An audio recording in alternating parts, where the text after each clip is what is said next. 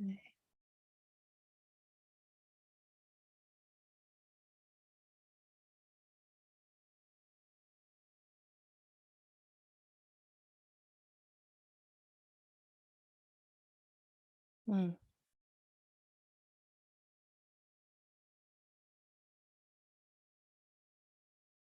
So today I'm going to give a talk on Kalyanamita, spiritual friend. And so I thought um, I was going to do a guided meditation with a little bit of mudita, empathetic joy, but we're going back to the metta. And actually, we're going to just start with a bit with the easy being as a kind of entry point to the also the talk. So then we'll shift into a little Vipassana.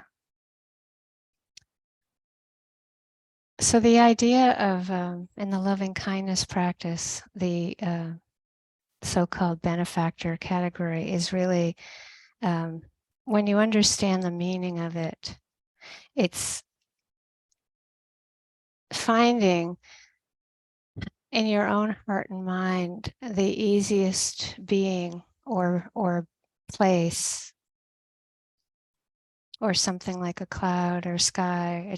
It's just the easiest being or place or thing that you can connect with.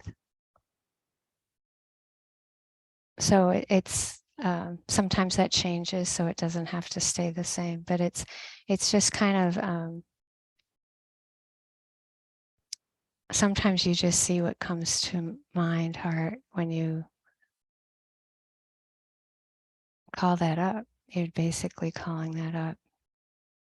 So of course you're settling the attention within your body, within your heart.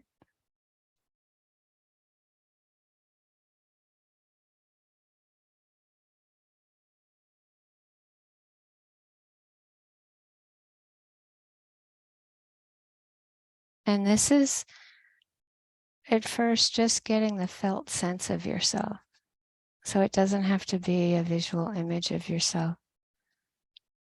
It can be sometimes, it can kind of go back and forth, but it's just getting that sense of a felt sense.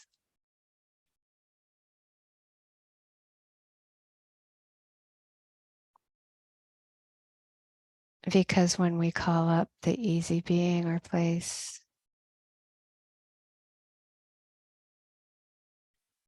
you might get the visual image again, but there's often a reason why the being or place is easy. You kind of tune into that. It's like an attunement to the felt sense. This is timeless, so this could be a tree from when you were a little kid, or yesterday, or today. And the range of it is vast. It could be a cloud, cat, dog, guinea pig, again from 10 years ago now. A child, an elder, a peer, a star, the wind.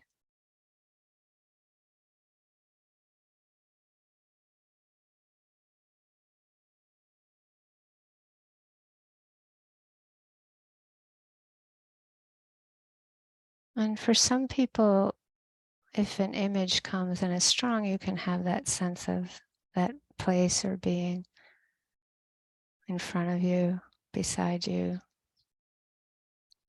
or in your heart.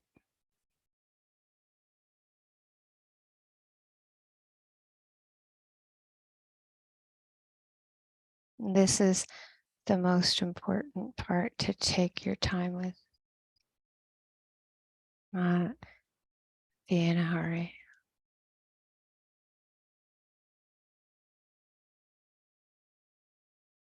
The attention might drift. It's just like not yanking, but just kind of bringing it back to a felt sense of connection.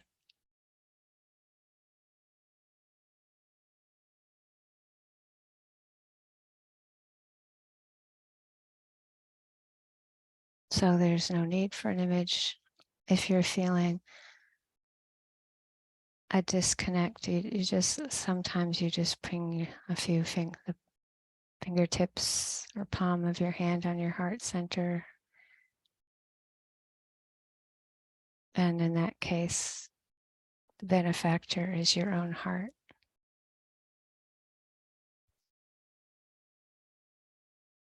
And the word benefactor is not always that helpful, but it's that traditional beginning of metta with the categories.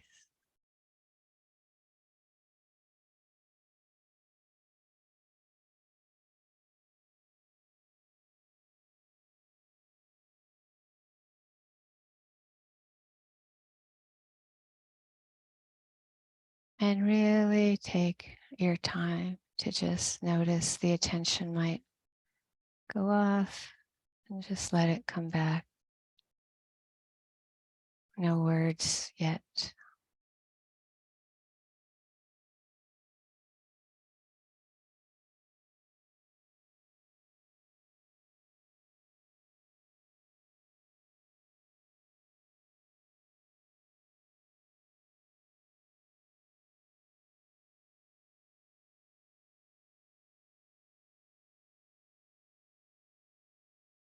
And if you really want to do this where you take your time, you get the felt sense of this being, place, and then you get the felt sense of yourself. And you see if you can just receive that, kind of dwell there, just slowly going back and forth.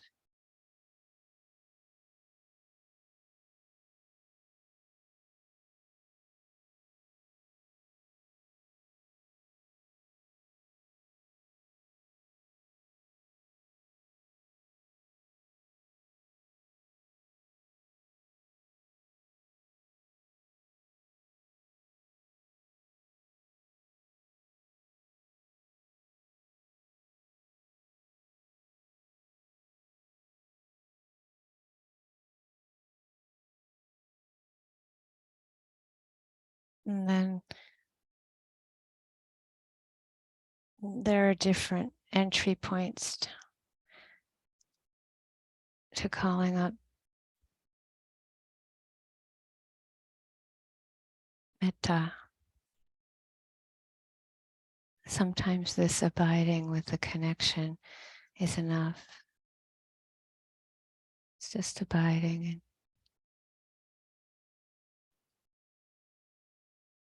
connection, wordlessly.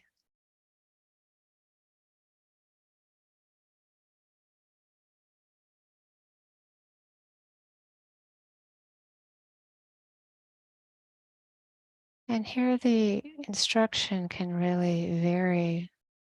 Like I said, it can just, you dwell here in this quiet abiding.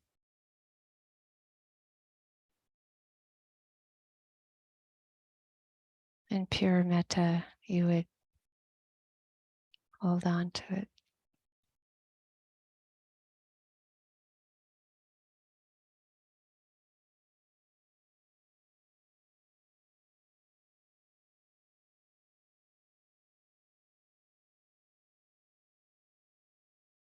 And sometimes we can shift to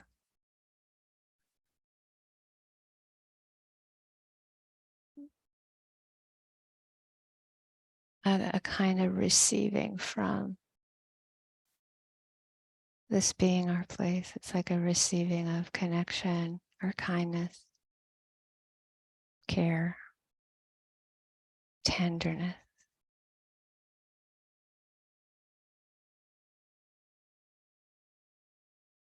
And you check to see what's easiest for you. So again, you're leaning into easy.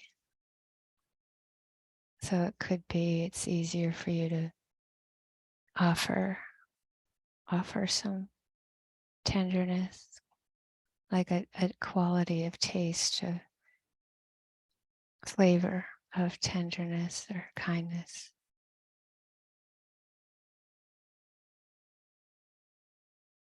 care.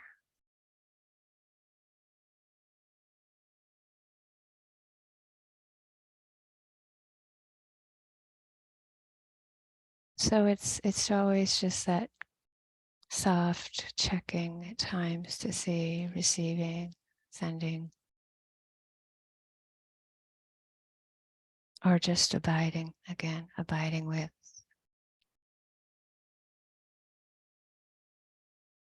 and noticing flavors come and go by themselves.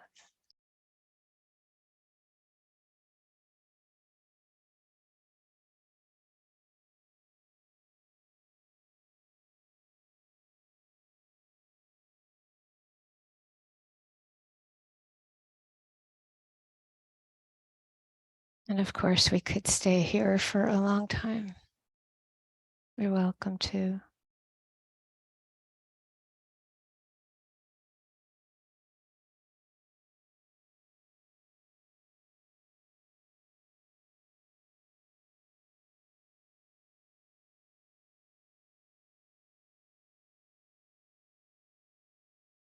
Because of course you can shift that to yourself, with yourself, the receiving, the sending, the abiding.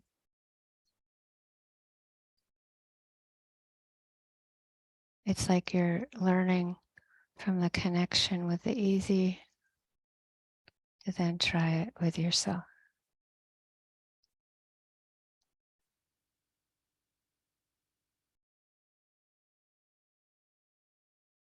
If you bounce off either one, you go to the other.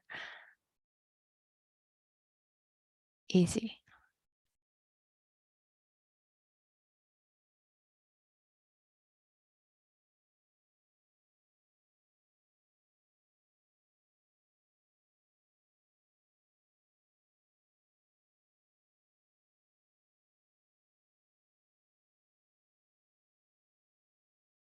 And then for some people, adding in some words is helpful or can be helpful sometimes.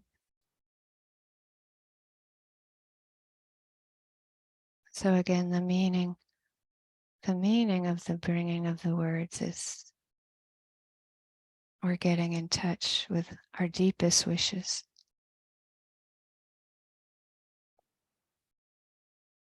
for another or ourselves.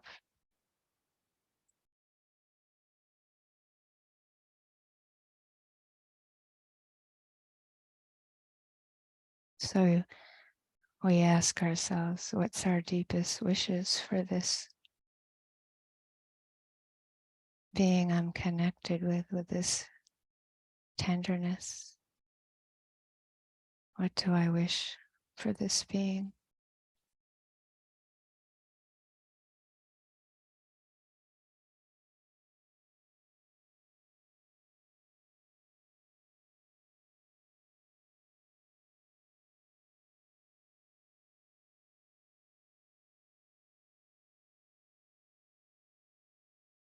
And the words are like an offering. May you be safe and protected,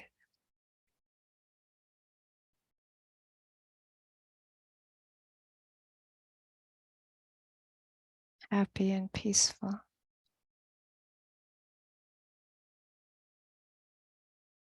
strong and healthy.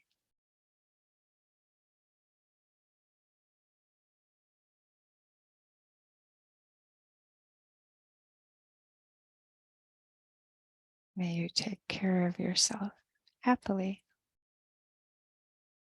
while living on this earth.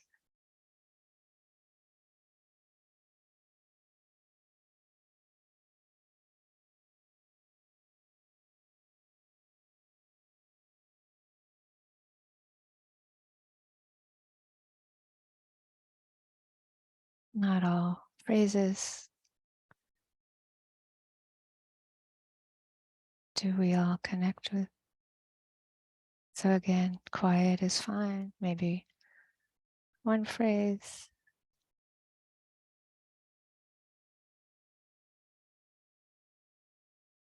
And again, you can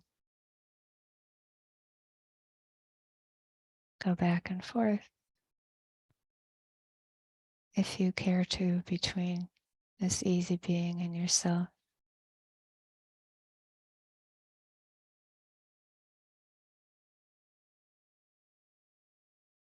You can maybe say metta, doesn't, or every once in a great while.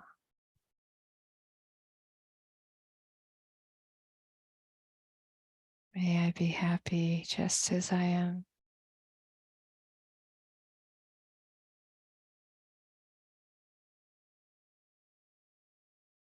May I be peaceful with whatever is happening in my life.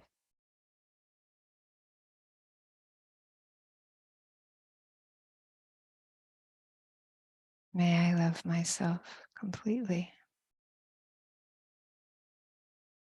No part left out.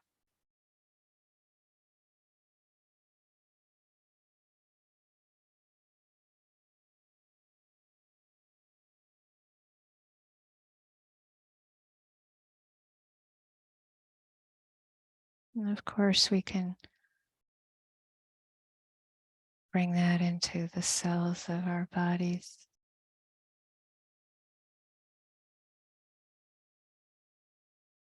I won't be guiding it anymore, but you can bring it to the sounds, thoughts, emotion, body sensation.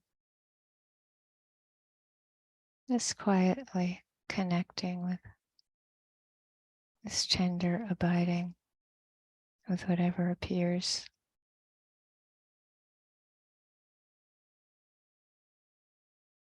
Or whenever you want, just shifting to the moment to moment, being with what is, just as it is.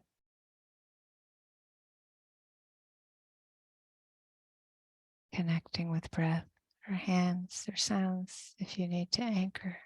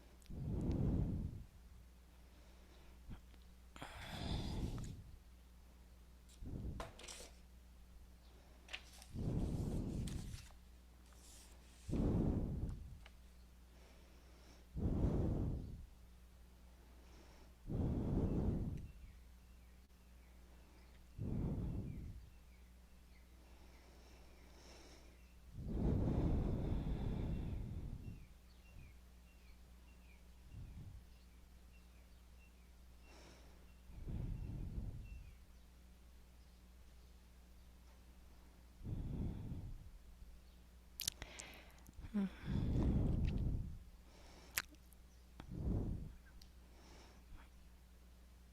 A lot of us know the story of the time when Ananda, the monk who had spent his whole life as a monk, listening to the Buddha, being with him with all his talks, all his sermons, and had a perfect recall. We get the stories because of Ananda. And Ananda said to the Buddha, "What do you think is 50% of a holy life? Friendship?" And I really like that question because you can tell in it that with Ananda, it was like he was thinking 50% was a lot, right? Like it's like, do you think it's up to 50%, right? And the Buddha said, oh no, Ananda, 100% of the holy life is friendship. And whenever I hear that or read it, never mind say it, it always brings tears because I think it's so moving. Like not 98%, right? It's just like 100% of the holy life is friendship. And I think that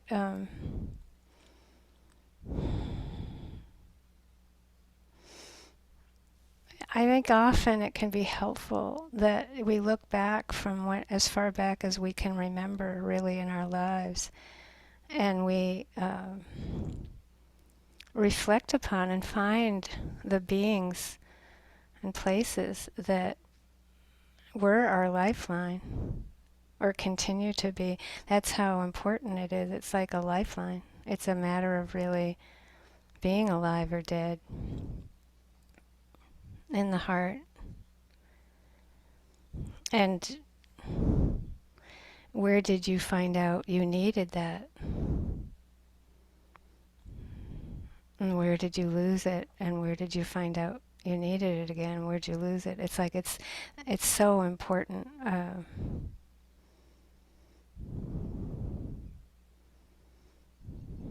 And I think we see in our lifetime that when we're disconnected from our heart, when we're disconnected from the awareness, being able to have a friendship with ourselves, that,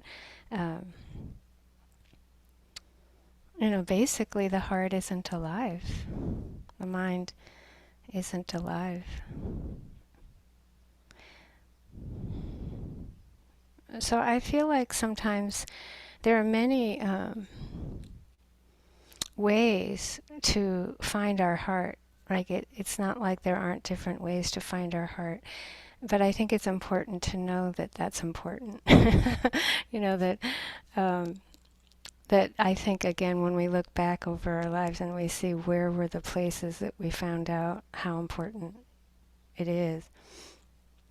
And another angle that I'm not going to go into that much, but when you think about basically being born into a human body and having the six sense doors, and so like with seeing, to be able to actually see, so that there's this pupil, right? There's a hole in the eye where light can come in, right? And yet we're so focused on the objects of sight, right? But actually, we're often forgetting that the light, the color, the form, the shapes are coming in. And with the ear door, the same. There's a hole, there's a hole so that it's the sounds, the vibrations, and textures aren't out there. They're coming in, etc. Nose, mouth, body sensations, right? And the reason I'm going in that direction just momentarily is that when you get to the mind, the heart center, chitta, consciousness, this is so much more fundamentally sensitive than an eye. And you think about how sensitive our eyes are, right? This is like so amazing an instrument, like to be born into this heart mind that actually is boundless, like to grasp that it's boundless, that we have a limitation with sight, we have a limitation with hearing, body sensations, right? But with the mind door, the heart door, it's actually considered boundless.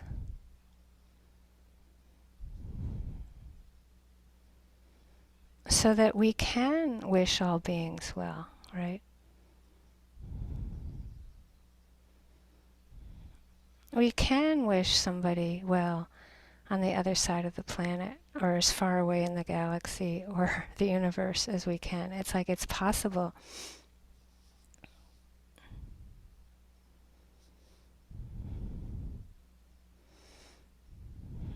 So again, that the teaching of the benefactor to me is so, it's something to remember in terms of when we are disconnected and we can't access metta maybe in the ways we've developed, just to remember that sense that it's really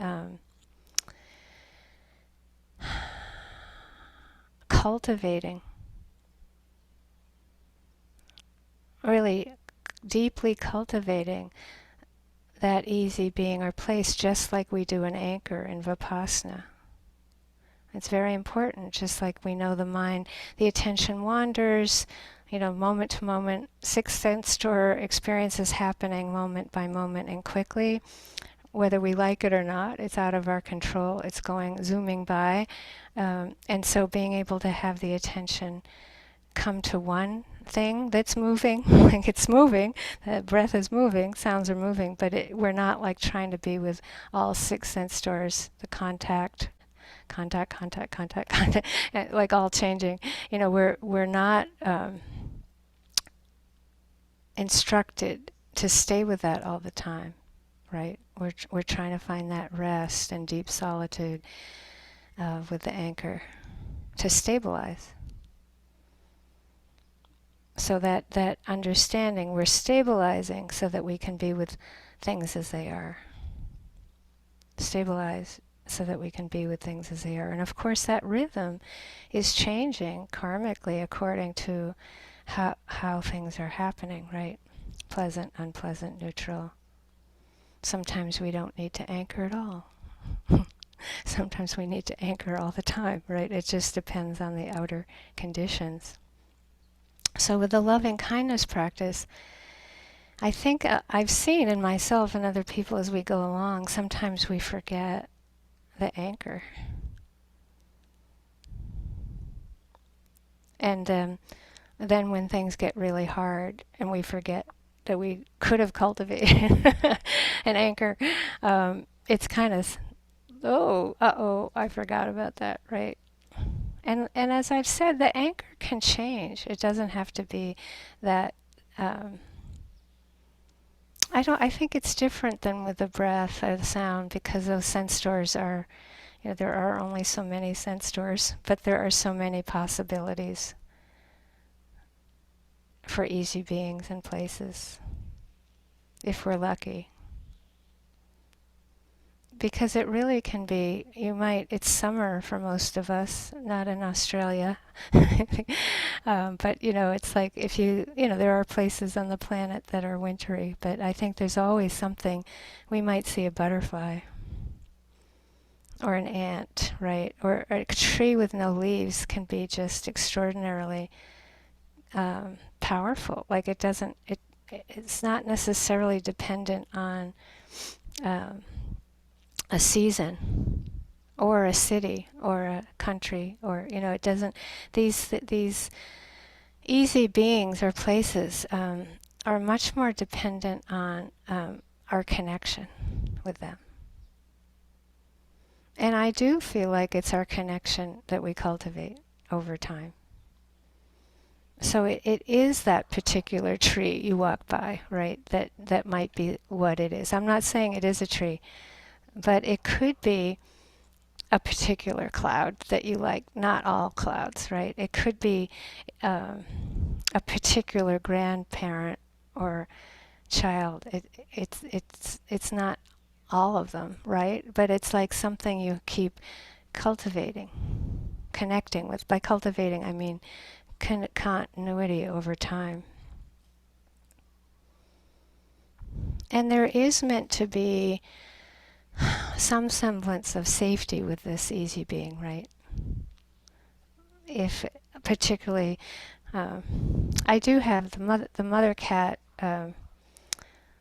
She tends to give me it's in Hawaii we call it stink eye, but she scowls at me first thing in the morning. I don't know why. I don't know what I did, but it's really funny. It's just like, okay, scowling. But generally speaking, the easy being is meant to be a being that we're not feeling a lot of judgment, right, from. There's a way that there's a safety in this place or being. It's not filled with unpleasantness usually. That's part of the nature of the safety and the ease of it. And I think that today when we were doing this, I wanted to do this a bit with the guided meditation because it's also very important to get to know ourselves and to know that for some people it's much easier to offer loving kindness. For some people it's much easier to receive. And for some people, that's too dualistic and too much doing, and it's just like a matter of kind of dropping into just a quiet, it's like a being with, just being with.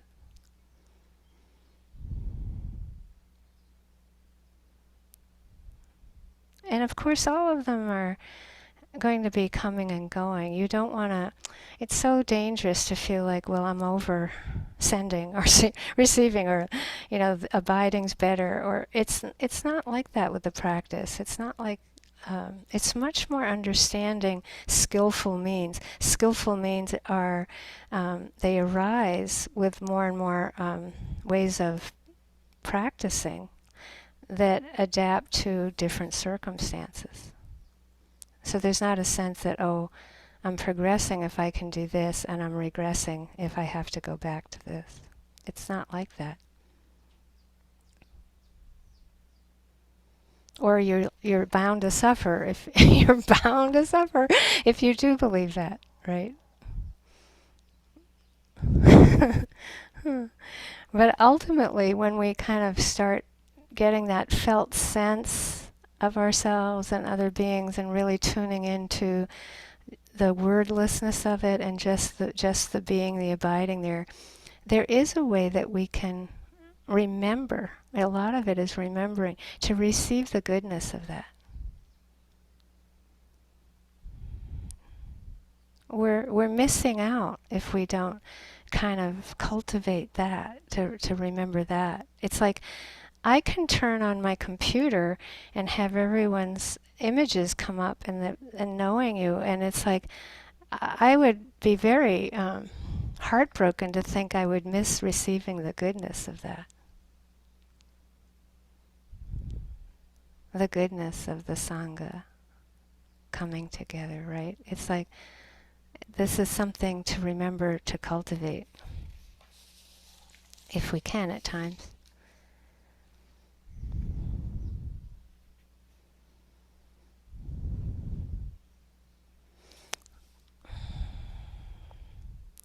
I know probably wherever any of us live on the planet now, there are changing weather patterns.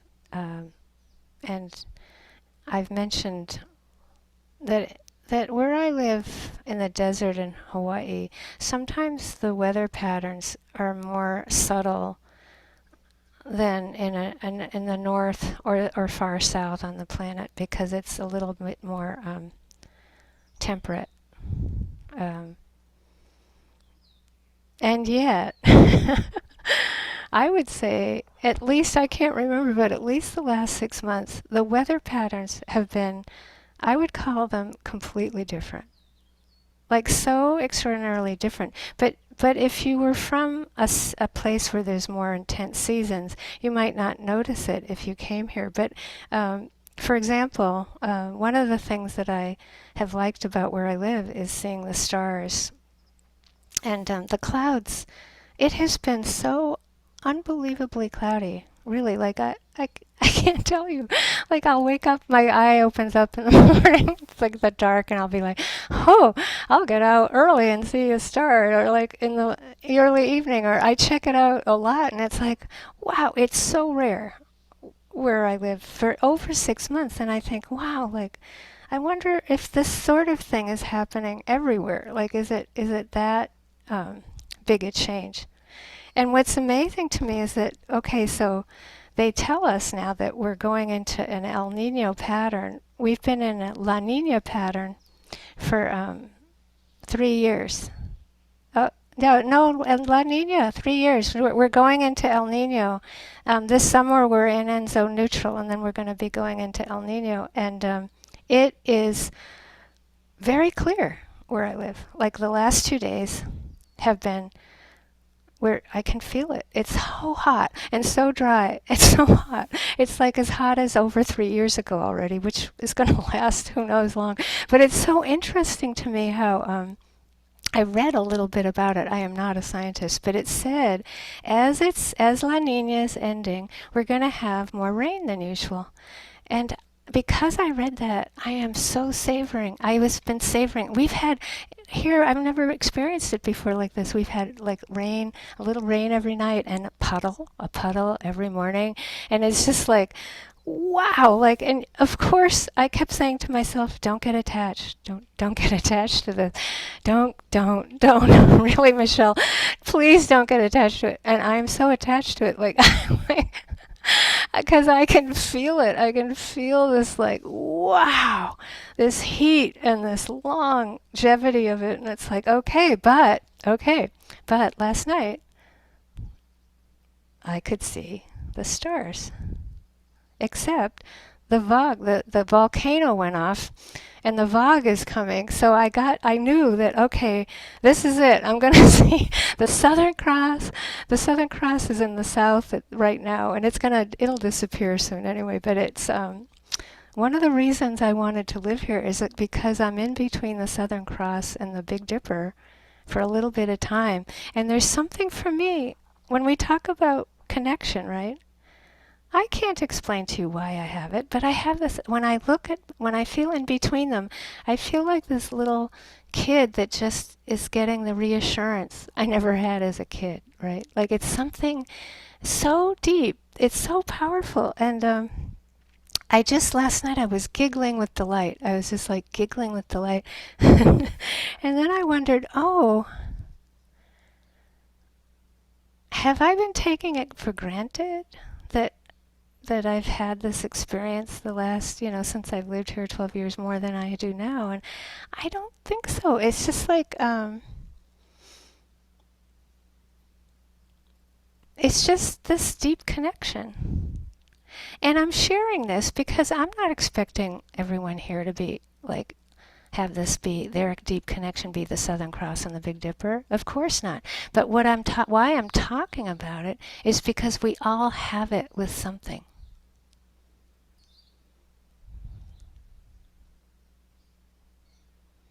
And that's why I'm emphasizing it. It could be with somebody who's dead. It doesn't have to be somebody alive. It's just like it could be. I always think of the buffos here, but we have these big toads here, and the feral cats seem to be very good friends with them. And so it's like it could be a buffo. It doesn't matter. What matters is that we actually treasure what it's doing for our heart. And and we're meant to take that, and actually when you understand the categories and the metta Buddha's teaching that came after the Buddha lived, like the commentaries started developing the categories. But the idea is that we don't stop there, that we bring that connection and goodness into our relationships with things that might be difficult. So for me, sharks are an edge, for example, tiger sharks. So that I need to work on bringing that felt sense of connection with somebody easy or something easy when I think about sharks, right? We're not meant to, the heart is boundless. And I think that I've mentioned this before, but with Deepama, my teacher Deepama from India many years ago, what I was struck by was, on the one hand, her metta was so powerful. Like if you just stood with her, it was just like a gentle rain of metta. She just showered you with metta. But after a while, I realized it wasn't personal. She showered everybody with metta. She showered the bricks in a building with metta. she showered. I remember watching her do that, like, and I'm like, wow, like that is awesome, you know. But there were a few times when I would feel like, oh, that twinge of like wishing it was personal, you know, that's like that jealousy with a brick, you know. How can you be jealous of a brick? Well, I was like a couple times because I had that idea like, oh, I want this to be just for me, right? But this is not loving kindness. But we can start there, right? We have to start somewhere. And, you know, that's so important that, you know, I remember when I first did the metta with Upandita, because we hadn't learned it in this way before this. And it was, how long? It was a long time. I think it was 6 weeks with the benefactor, and I hadn't read about how this is taught traditionally in the commentaries. And I kept thinking I was failing because I never moved off the benefactor for 6 weeks. And I kept thinking, wow, I must be doing really bad. I haven't had a different instruction for 6 weeks. That's a long time. I can tell you, when you're on a long retreat, silent retreat, and you get the same instruction every morning, it's just like, and you don't know, and it's just like, wow. But actually, so much of what I learned, without U Pandita explaining it, but how he taught it, was how I teach it, which is you stay with what's easy a really long time. Forever, it seems. So that, what does that mean? It's always the meaning, right? Like, we strengthen the heart, we strengthen the metta, we strengthen the metta. We hit the difficult.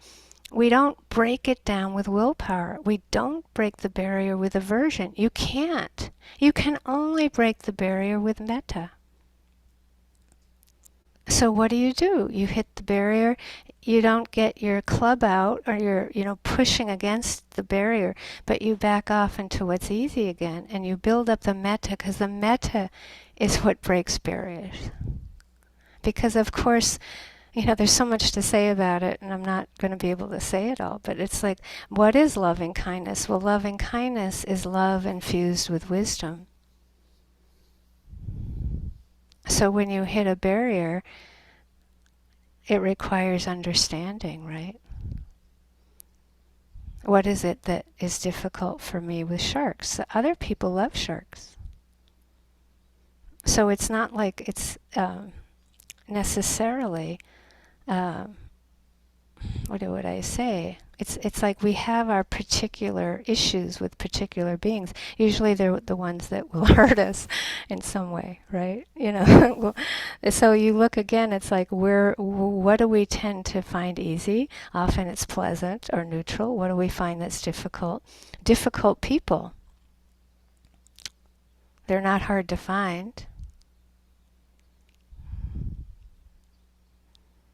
Why are they difficult? So the question is, why I'm saying this in the way I am again, is we have to see, does the metta judge the difficult? No. No. That isn't safe for anybody. It's just like we step back and understand, oh, maybe they're a very aversive person, and it's too hard for us to get to the felt sense of the essence of their heart, right? We can't tune into it. I think I learned I think I'll go back to what I was going to talk about. Okay, I went off a bit, but this is so important, and I think only you that know cats might know what this feels like, but I never had the luxury of having any so-called pets or connection to animals when I was a kid because I had allergies. And even if I went over to somebody's house, I'd get so sick I could never stay. So I never really got to know animals in the way that I am now. Besides all the chickens and the roosters and the goats, the wild goats and etc. in my yard. But the feral cats I feel like I have cultivated some friendship with. And especially during the pandemic, I started noticing that they like to, I'll take my glasses off, but they kind of scrunch their eyes a little bit. You know, you probably know if you have a cat, right? They scrunch their eyes and then they kind of blink. And I'm not going to say what I think it means because, of course, that usually will be what do they call it? Anthropomorphizing, right? But it's like, I think it means something good, you know. That's what I think. It feels good. And I started doing it a lot with the cats during the pandemic. And then I noticed I was doing it like when I'd walk into the grocery store and I'd see people. And I started I started doing it like with people. And I'm like, Michelle, stop that. Don't, this is not appropriate. These are not cats. They're humans. But then I started realizing that I actually prefer it as a way of communication than words. And it's like I still have that impulse when I go out to my gas station or, the post office. I have that feeling like, oh, I really, I start doing it and then I catch myself. I realize this is not appropriate in the public situation. But then I started noticing, I hope you'll appreciate it, that I do it with the stars.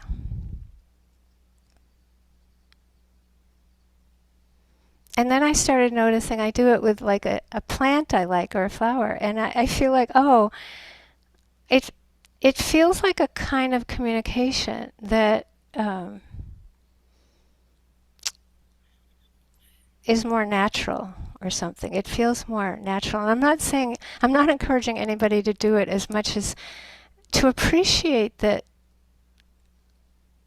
not only do all the different beings have ways of communicating that we don't always tune into, but they're actually individual too. So I notice with the feral cats that they each are very different and they have very different ways of communicating. And that if I'm in a hurry, I don't get it, right? Or if I'm in a hurry, I don't pay attention to that particular flower or that particular tree. And I think it's I feel that the metta practice, where you get the felt sense and you take the time, that's why I was emphasizing it today. It's like you don't have to be doing it formally. You can be sitting outside doing it, or wherever you are. You can be on a bus. It doesn't necessarily have to be in our idea of an informal nature. But I do feel like it requires taking the time.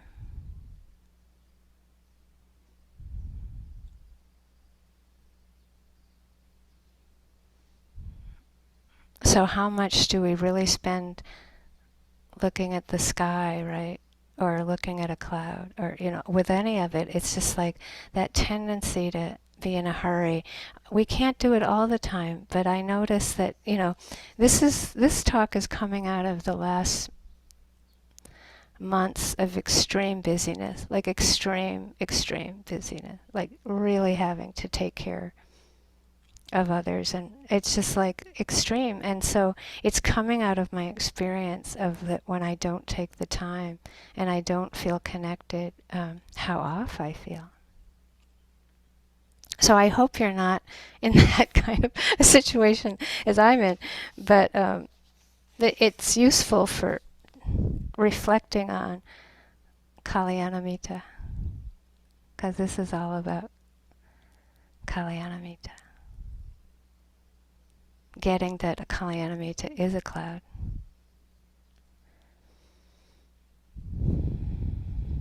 So there's these, I guess I would call another word for the communication of what I'm trying to talk about is like a frequency of connection. And I notice that I've learned a kind of tenderness of heart, a frequency of connection. I've learned it from being with the feral cats because they're so afraid. They're so afraid. They teach me so much about fear, and that when they can just stop for a bit and I tune into them, it feels like we all have the same kind of heart. It doesn't feel different that when I connect with a human or the wild goat. The wild goats have eyes that I can't even think of as anything I've seen on the planet. I have met a shark face to face, and their eyes were even more like earthly to me than a wild goat. Their eyes are like amazing, and I'll just be so flabbergasted, and then I'll be like, "Oh, wait a minute, take my time." It's all about taking time.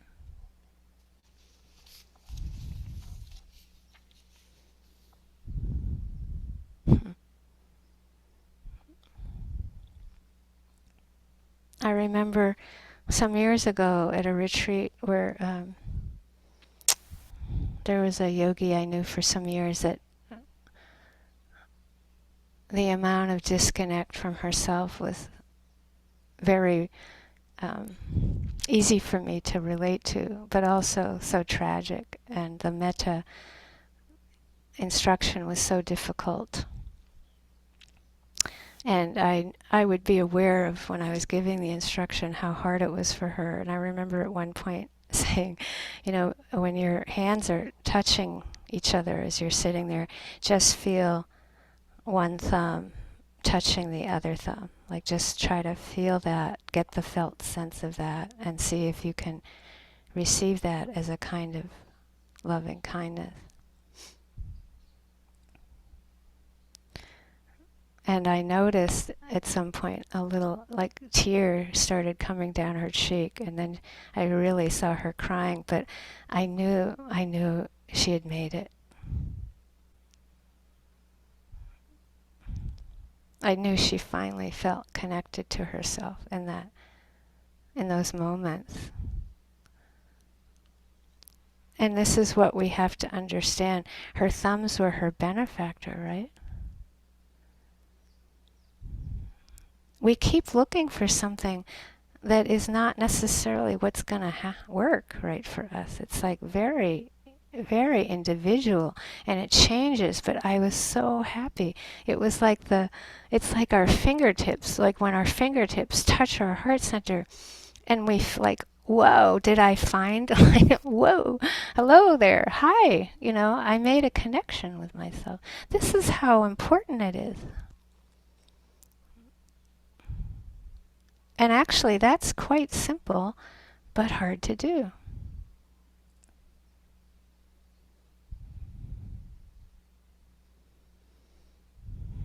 And when we have chronic pain, like so familiar right now, and there's you can't help but get withered by it. It's like just connecting with one thing that's beautiful, right?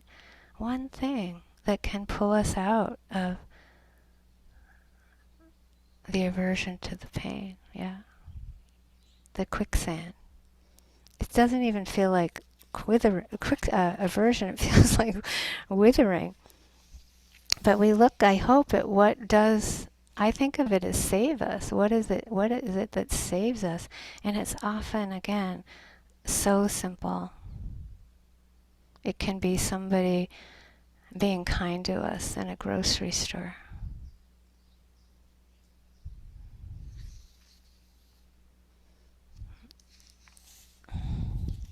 The elements. Yeah, I guess I had a lot more to say than I probably should, but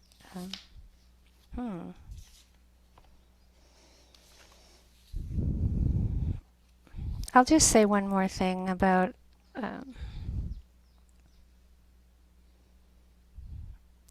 when I ask all of us to reflect on our lives and to see what has brought us through so much dukkha at times. I always think of this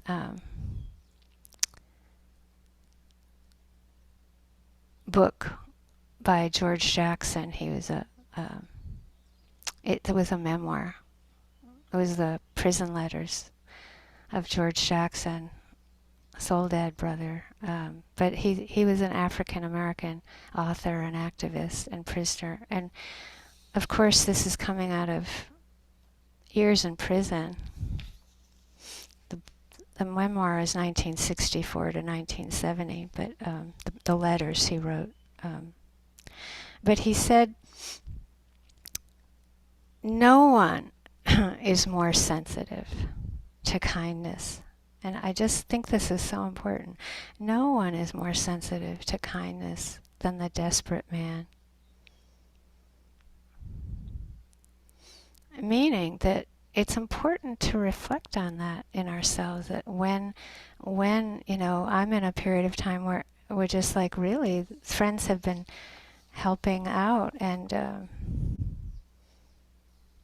somebody brought me some soup the other day, and I know she did because I had helped her out at some time during a difficult thing, right? It's like there's often just this way in which this reciprocality of kindness, it really is important. And we think about, you don't hear too many people saying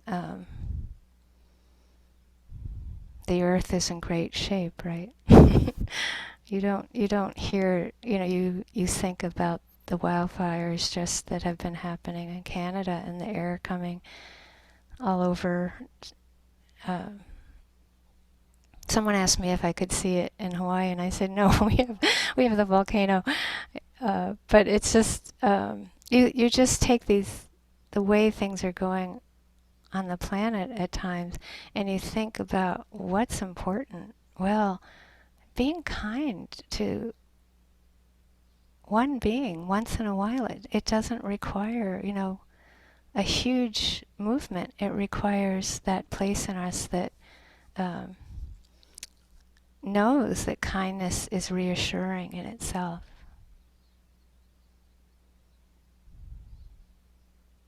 And with ourselves, right? Like it's just, that's how important it is. And again, I'm bringing up maybe simple things, but just with earth, air, fire, and water, our bodies, it's just like getting like that we have, if we have any water that's pure enough to drink, or we have earth that we can be on and be safe enough on it, or earth, air, fire, water, like the air, the water, the temperature, that we're still in a range of some kind of comfort at times, is something to surely be grateful for. So I had a number of quotations to read all through the talk, but I knew I wouldn't have time, so let me just check if... I'll wait. Not this one. No. Okay. Okay.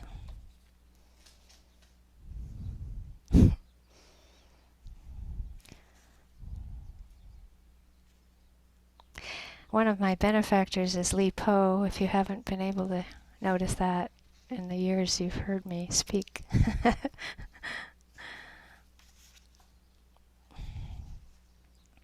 Who lived 701 to 762. So our benefactors don't have to be in our time period, right?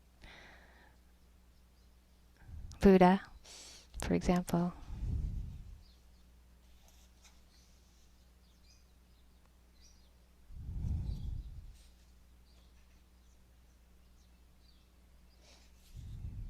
Just read two little things.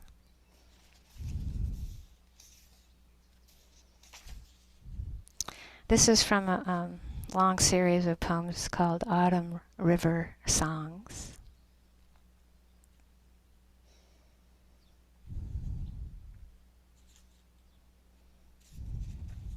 And he's been spending time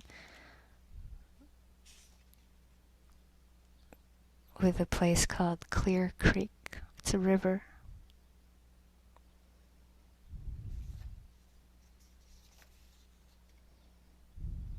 hardly a shore at Clear Creek. I hear it, clarity, a voice of such perfect clarity. At dusk, in farewell to a mountain monk, I bow in deep reverence to white cloud.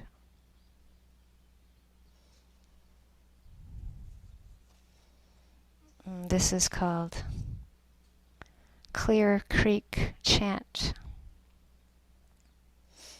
And I think of this as reflecting the joy that comes with a mindful metta life.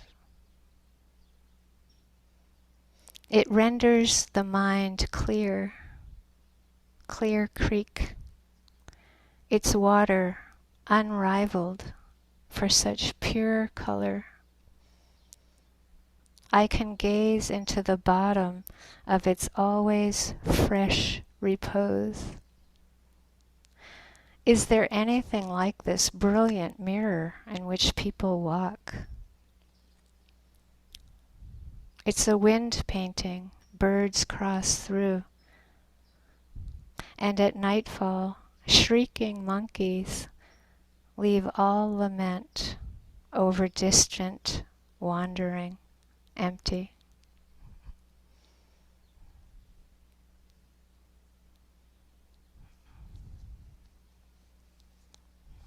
Bowing to flowing water. Let's sit just for a minute.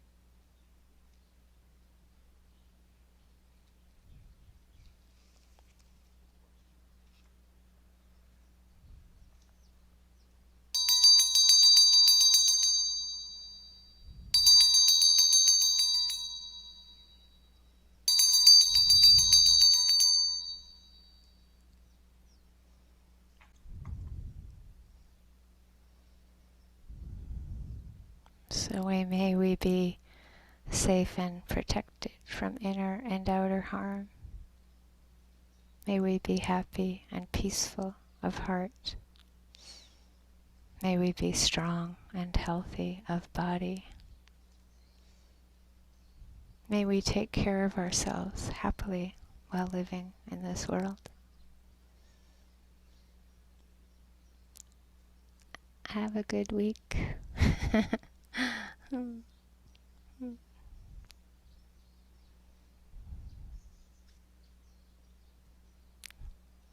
And thank you, Kay. Kay hosted today, and we got to talk a little bit beforehand. It's great to see you. Thanks, Kay.